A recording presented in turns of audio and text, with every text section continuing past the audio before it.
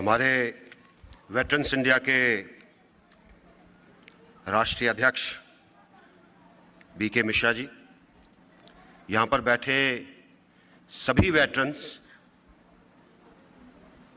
और मैं देख रहा हूँ कि जितनी आपकी नफरी है, शायद इससे ज़्यादा आपके और मेंबरान अलग अलग जगह पर मौजूद हैं। मैं आपको बधाई देता हूं, आपका अभिवादन करता हूं।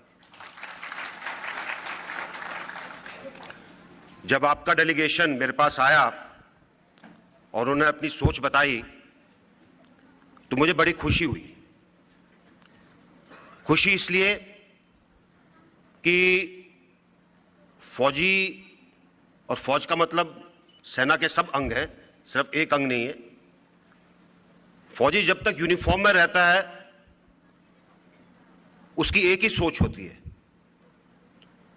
लेकिन यूनिफॉर्म से निकलने के बाद कई बार लोग बाग उस सोच को शायद धूमिल कर देते हैं। और मुझे लगा कि इस ऑर्गेनाइजेशन के बनने से, इसके साथ जुड़ने से, वो जो सोच आपकी वर्दी में थी आज भी वो कायम है और आगे भी कायम रहेगी। और ये सोच क्या है? मैं कई बार जब लोगों के बीच में बोलता हूं, एक चीज मैं उनको जरूर बताता हूं। जब सब कुछ फेल हो जाता है तो हम सेनाओं को बुलाते हैं और मैं उनसे पूछता हूं कि ऐसा क्या है सेनाओं के अंदर? क्या हमारे पास इंपोर्टेड लोग हैं? क्या हमारे पास कहीं और से आए हुए आदमी हैं? अपने ही लोग हैं। और तब मैं उनको कहता हूं कि सेनाओं के अंदर दो चीजें हैं जिसके कारण हमें सफलता मिलती है, चाहे कैसा भी काम हो, चाहे त्रासदी हो, चाहे दुश्मन से लड़ना हो, चाहे अंदरूनी दुश्मनों से लड़ना हो, जिसके बारे में जनरल बख्शी ने बताया। दो चीजें हमारे अंदर। पहली चीज, ना हम जात देखते, ना हम धर्म देखते, हम इकट्ठा होकर चलते हैं। और दूसरी चीज है, हमारे लिए हमारा देश सर्वोपरि है, सबसे ऊपर है, और इसलिए हम सफल होते हैं। तो आज भी अगर आपके मन में वो सोच है, अगर हम उस सोच को और फैला सकते हैं, अगर हम इस सोच के अंदर और लोगों को जोड़ सकते हैं, तो मानकर चलिए इस भारतवर्ष को बदलने में आपका सबसे बड़ा हाथ होगा। मैं रिटायरमेंट के बाद एक मन में ख्याल था कि करना क्या है। पॉलिटिक्स नहीं अपनाई थी मैंने रिटायरमेंट के बाद। मैं किसानों के साथ जुड़ा, युवाओं के साथ जुड़ा, भ्रष्टाचार विरोधी आंदोलन के साथ जुड़ा, और उनके जहां तक जो कुछ मुझे करना था उसमें कुछ सफलता पाने के बाद फिर ख्याल आया कि शायद अगर आप राजनीति के अंदर आते हैं तो आप कुछ और कर सकते हैं। सोचा नहीं था कि कभी चुनाव लड़ना पड़ेगा, और 70 साल के अंदर एक हमारे राजनीति का एक माहौल बन गया, एक पॉलिटिशियन की एक कैरिकेचर बन गई है। अगर आप हाथ नहीं जोड़ते तो लोग बाग सोचते हैं कि आप अहंकारी हैं, चाहे आप बाद में उसको लात मारते रहें। लेकिन एक अजीब माहौल है और उसके अंदर ढलना बड़ा मुश्किल है। लेकिन सोच ये थी कि किस तरीके से हम अपने फौज की सोच को लोगों तक पहुंचाएं। और मैं कोशिश कर रहा हूं कि उसी सोच को लेकर हम आगे बढ़ें। और हम लोगों की सोच बहुत सिंपल है, बहुत सहज है, और वो सोच है कि हम कैसे लोगों को अपने साथ जोड़कर जो कुछ हमने सीखा है अपने जीवन काल में फौज के अंदर रहते हुए, वो बातें उनके अंदर डाल सकें। आप एक सशक्त ऑर्गेनाइजेशन बने हैं, सब लोग इसके अंदर हैं। इसके अंदर कोई रैंक का लिहाज नहीं है, इसके अंदर किसी सर्विस का लिहाज नहीं है, इसमें किसी रेजिमेंट का लिहाज नहीं है, सिर्फ एक सोच का लिहाज है कि किस तरीके से हमने सबको लेकर इकट्ठा चलना है। और मैं एक चीज जानता हूं, इस सोच के साथ आप विजयी होंगे।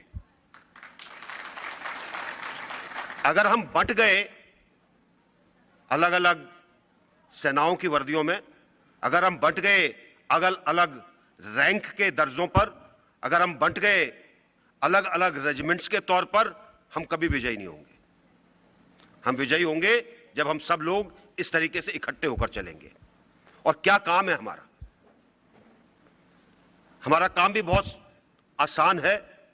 हमारा काम है देश के सर्वोपरि होने की भाषा, देश के सर्वोपरि होने के बारे में और देश के सर्वोपरि होने के लिए क्या करना है, इन 30 चीजों को लेकर हम देशवासियों को बताएं।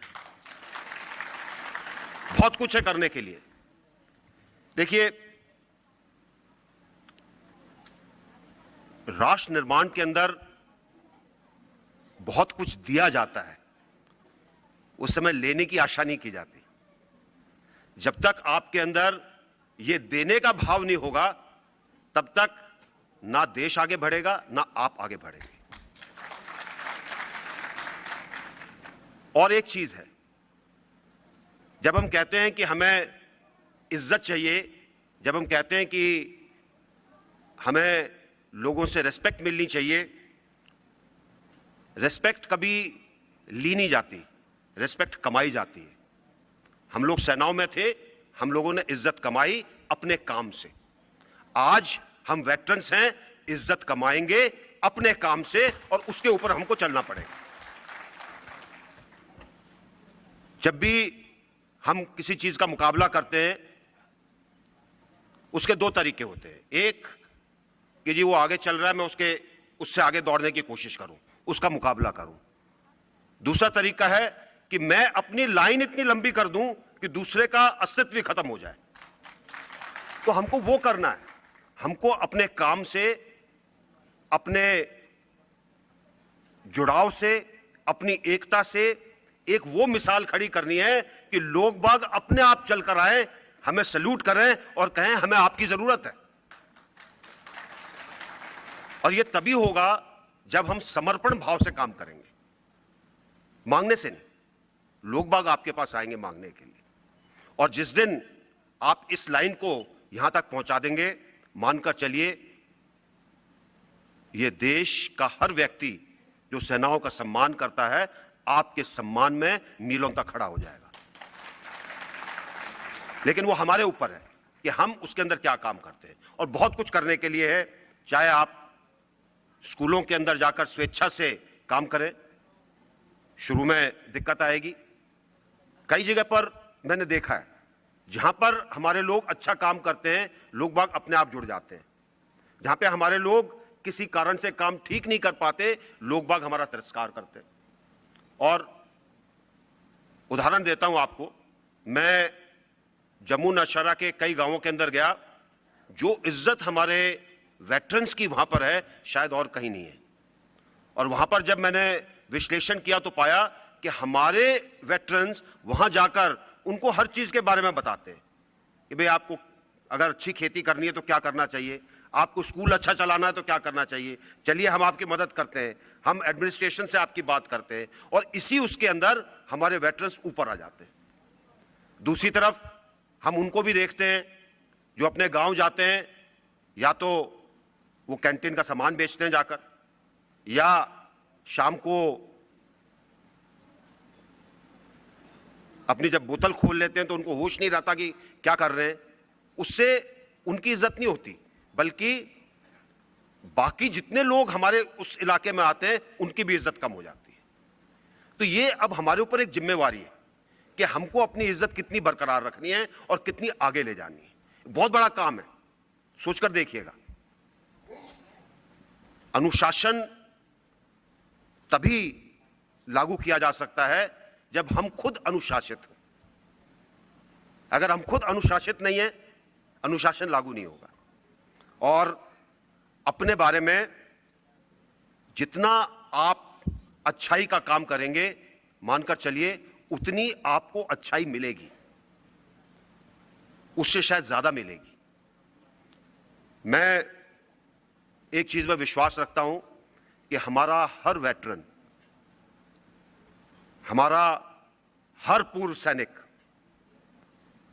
हमारा हर वो व्यक्ति जो कुछ दिन वर्दी में रहकर आया है, उसके अंदर जो काबिलियत है शायद देश के अंदर किसी और के अंदर नहीं। अब इस काबिलियत को आपने लोगों को दिखाना है, देश को जोड़कर, देश के अंदर लोगों को ऊपर उठाकर, देश को आगे ले जाकर सब आपके पीछे चलने लगेंगे। आपको अपने आप देश के मंत्री, देश के बाकी नागरिक आपको बुलाएंगे, कहेंगे कि देखिए आपने देश को जोड़ा है, हम ये चाहते हैं कि हम आपका सम्मान करें। आपको सम्मान कराने के लिए नहीं जाना पड़ेगा, लोग बाग आपके पास आएंगे। तो मैं चाहता हूं कि जो आपकी एक आंतरिक धारणा है, जिस फिलॉसफी के ऊपर आपने वेटरन्स इंडिया का गठन किया है, जिसमें आप जुड़े हैं पूरे देश के तौर पर, और अब ये जो आपका सेमिनार हो रहा है, इसके अंदर जो आपने मंथन किया है, इन चीजों को जरूर डालिएगा कि कैसे अपने आप को इतना बड़ा कर लेना है कि लोग बाग अपने आप हमारे साथ जुड़ने लगे। जनरल बख्शी ने बताया कई सोचों के बारे में। देश में बहुत विघटनकारी शक्तियां बहुत है, चाहे वो वामपंथी हो, चाहे वो चरमपंथी हो, चाहे कुछ ऐसे हैं जिनको आनंद आता है कि राजनीति के बहाने वो देश को और बांटें। बहुत लोग हैं, लेकिन इन सबके अंदर अगर कहीं पर उम्मीद की रोशनी है, कहीं पर वो लोग हैं जो देश को इकट्ठा रखते हैं, वो आप सब हैं जो वेटरन्स इंडिया के अंदर।